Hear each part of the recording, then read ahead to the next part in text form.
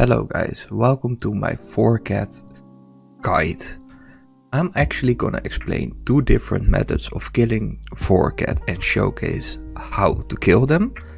Both ways are very unique in their own ways and highly profitable, so definitely keep tuned in to watch how much money we can make with it. So the first one is actually melee, the second one gonna be range. Keep in mind, you can either choose to wear, if you're on a blue dragon task, to wear a Slayer helm over, let's say, a Salve AI. Or if you're off task and just looking for some extra money, definitely then go with the Salve AI, because the Slayer helm and the Salve do not combine together. Keep that in mind. So now showcasing ourselves. First thing over here, the attacks. Vorkath will do a mage hit, a range hit, a dragon fire hit, a venomous hit, and a prayer disabling hit. The other hit that he still has is a fire bomb, which is quite deadly. The second to last hit is actually a zombified ice attack, and he will spawn a zombified monster, which you need to kill with Crumble Undead. So the last hit is actually an acid pool, which you don't want to stand in, so I will highly advise to keep walking, don't run. Running is definitely more difficult than actually walking, so for those who don't know, you can shift walk or control walk, I mean. So Vorkath with melee is about 3,600,000 profit each hour, with give or take 35k experience in attack, strength, defense and HP. I will now showcase a melee kill. So how I actually go towards Vorkath is with the Cape of Construction. You can go there with a Releka boot, Sears boots. 4, let's say, from the Elite Diaries, go towards Releka or maybe your house or something like that. There are multiple options. Let's say from your house on, you run into Releka.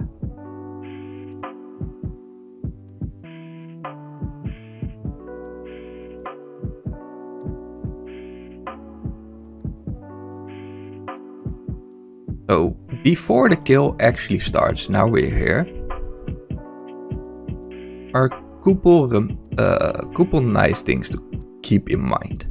I personally protect mage and piety, and before we start we want to set autocast with our Slayer Staff E. You don't need it per se, you can just right click and click as well, but it's totally up to you. I prefer this way actually. So we eat up everything that we can before we start, so that's a super combat, anti-venom and super anti-fire.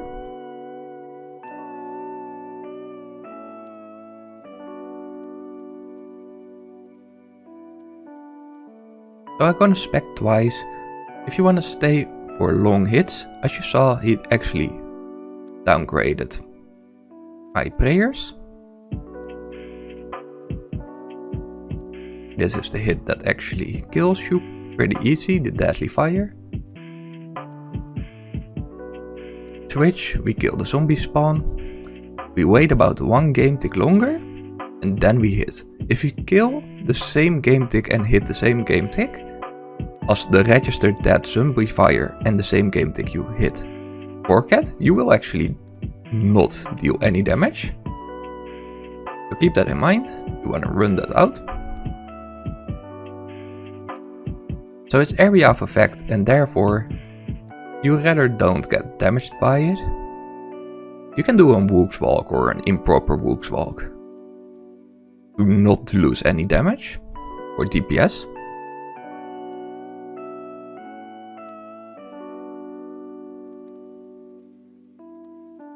You set the prayer off again.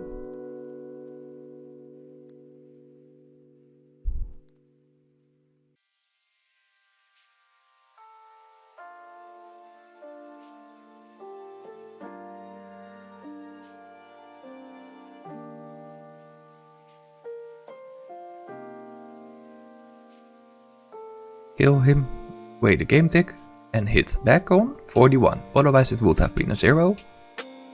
Need to have one tile in between.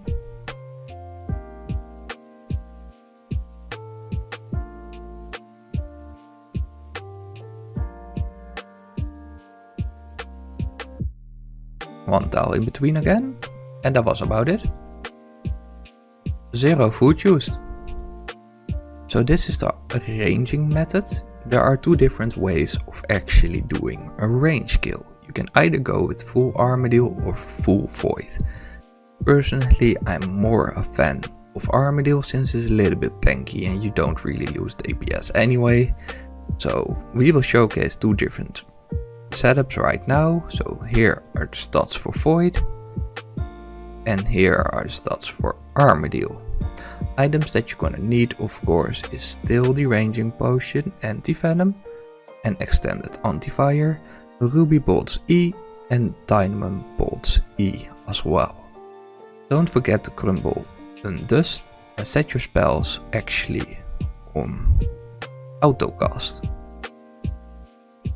So Vorkath with ranging is give or take 3.1 million money profit a hour, and experience wise we're gonna be roughing it about 110k XP an hour in ranging and about 40k in HP.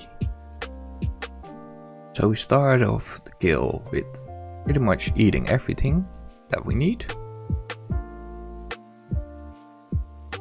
I personally don't like run on. Ruby bolts E up until 60% of its HP will be gone, then you go over towards dynamite. To make the most efficiently possible DPS for range only kills, you don't need a BGS or a Warhammer for here since we are very accurate anyway. The DHCB. Wait a game tick until it's dead. And I think I was actually a little bit slow there. Or fast. You can proc 100 if you're lucky. If your ruby go off. Like there. 95.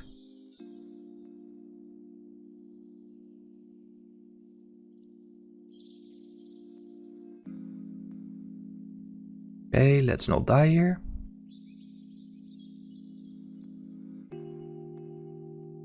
Then walk and hit and walk again. It's a little bit tricky, but as you see it's possible. So now we're about 60% in.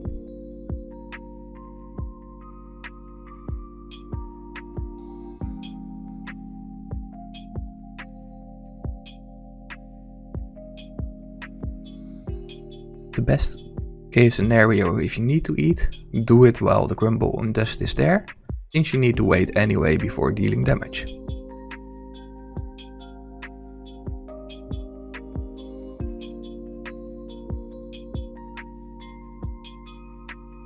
I'm personally more a fan of the melee only kills, but honestly range is not bad at all. I hope this guide helped you quite a lot. Enjoy your rest of your day. Have a good one.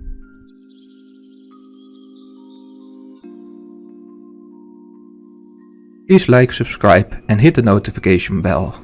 And follow me on twitch.tv/qualitycontentstream.